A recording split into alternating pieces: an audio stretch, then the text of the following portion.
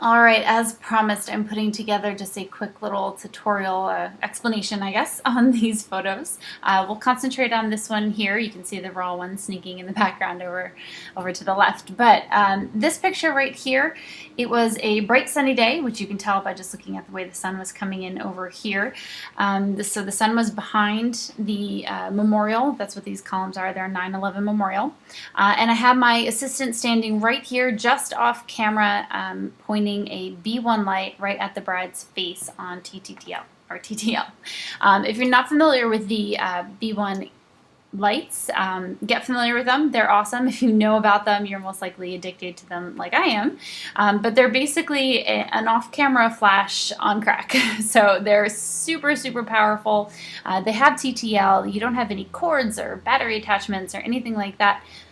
Super fast, and you can use all the light shaping tools that ProPhoto offers. So if you want to grab a look at the B1s, you can just go to prophoto.com or just Google ProPhoto B1 and they'll come up here. So enough about that. Let's get to the actual picture here. So this is how it looks straight out of camera, raw.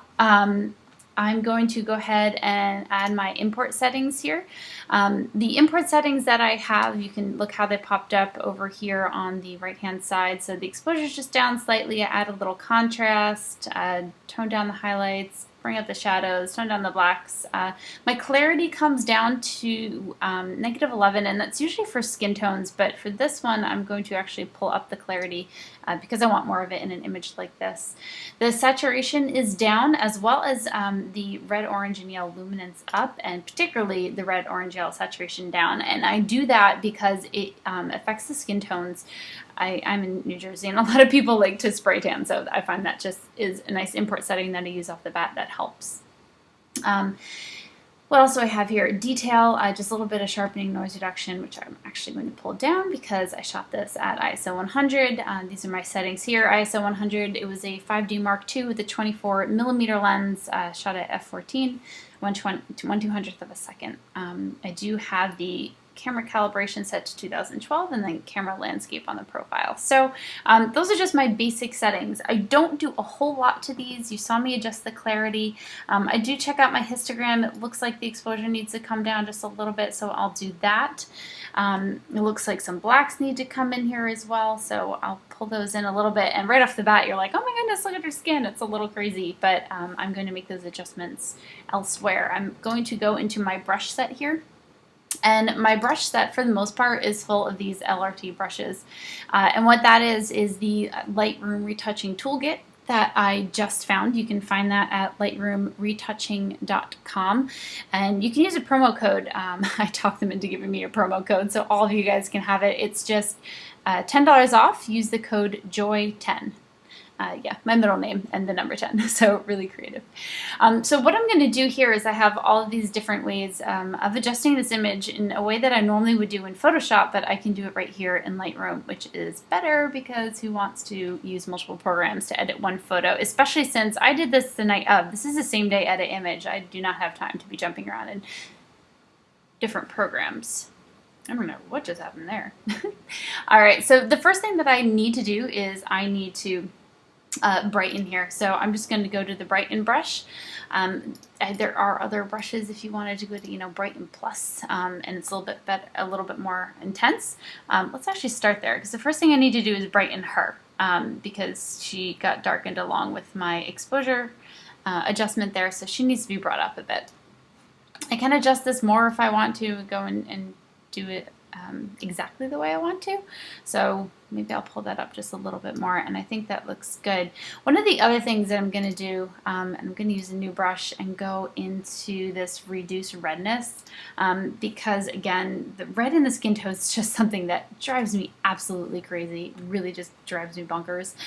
So I'm going to zoom in here and then paint over her skin and allow it to reduce the redness in her skin. And it's very subtle. I'm not trying to completely desaturate her or anything like that, but it needs to happen.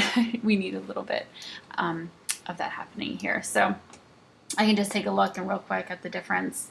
of what I've done so far, and you can see I just brightened up her face and then adjusted that skin tone as well. So I mean, I could even pull that saturation down a little bit more if I wanted to reduce that redness, but that gets to look a little bit corpse-like, so let's not go too crazy.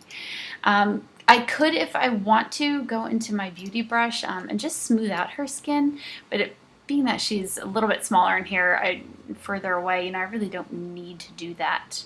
I could whiten her teeth, all that sort of stuff that I would normally do in a picture that was more of a headshot where you'd see more of her face, but I really don't have to go crazy. I'm just being OCD at the moment, I guess. So let's zoom this back out and see what else I want to do with this image. Most of what I want to do has to do with what's going on up here and on the right-hand side, because the image is not as balanced as I'd like it to be, because the sun was over here, so obviously it's stronger on this side of the wall as it reflects. So let's go ahead back. I've got a darken and a lighten here, you know, burn and dodge, and I can use that, or I've got these adjustments, and I'm going to use this darken plus right here because I think that's what's going to help me balance this out. So if I just paint over this, yeah, you can see it just balancing it out a little bit. It doesn't have to be crazy, you know, I just want the sky a little bit bluer, and I want the exposure on these two walls to be a little bit more even. You don't have to go crazy. If I wanted to, I could do a little bit more in the corners and things like that to make sure the attention is on her and her face. And even looking at this now, I wouldn't mind brightening her up a little bit or dodging her a little bit more. So really just depending on what you want to do. The last thing that I would want to do here is use this cooler tool, and the reason why I want to use the cooler tool here, and again I can adjust how much cooler I want it, is because I really enjoy the difference in the color temperature between the sky and the kind of ring of fire I've got going on here. This ring of fire is just the way that the sun reflected in the memorial, so I'm just cooling down the area around it a little bit just to show a little bit more contrast. I can also do this to the sky if I want to, and it just makes a little bit more blue. So it's kind of nice to be able to do that on the right side here again because I want to make the blues match. So nothing super crazy. I'm not trying to make it look wildly unnatural, but just some things that help. So let's just take a look at a before and after there. So that was my before, and this was my after. Of course, all the little things are there, but I'll close that, and then we can take a look at a before and after. So this is my import, that was my before, and then scrolling up to my after here.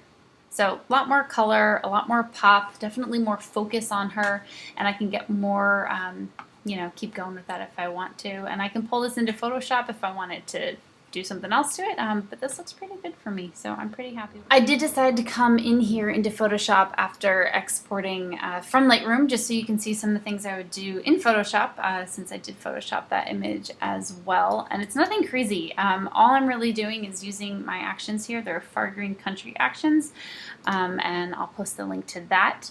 But the two actions that I like, there's this first one called Get Faded Film, and it's not something you can do in Lightroom, particularly because it's using layers and that kind of thing. I don't use it at full capacity, and I'm going to tone that down a little bit here. But it just gives it a nice rich look, and there are, you know, certain things that I can adjust if I didn't want it to brighten the shadows or save the highlights, and that kind of thing, or make it lighter and whatever. But that looks pretty good. And then I tend to do this mid-color pop top of it, and you'll see that just is going to add a little bit more color, add a little bit more contrast, and pull up the midtones as well. And that was a little excessive, so I'm just pulling it down. It's a little bit too warm, so I'm going to pull that down a bit, and I just kind of mess with it till it's where I want it to be. But that's pretty much it. That's what I do as far as pulling it into Photoshop afterwards if I wanted to, and just make some final adjustments that I'm accustomed to making here in Photoshop. So this looks pretty good to me. Yeah, just giving a little bit more pop, a little bit more contrast, and that. So yeah, that's it. There's my finished image. Right after I take some of that warmth out because their skin's starting to look a little bit red. I'm one of those people that could sit here in Photoshop for like an hour just tweaking and adjusting my images, but I won't make you watch that. So there you go. Pull down this. See, there's that OCD again. Just can't help myself. Computer can't even keep up with me. But there we go. So good. That's a good finished image for me, and hope you like it.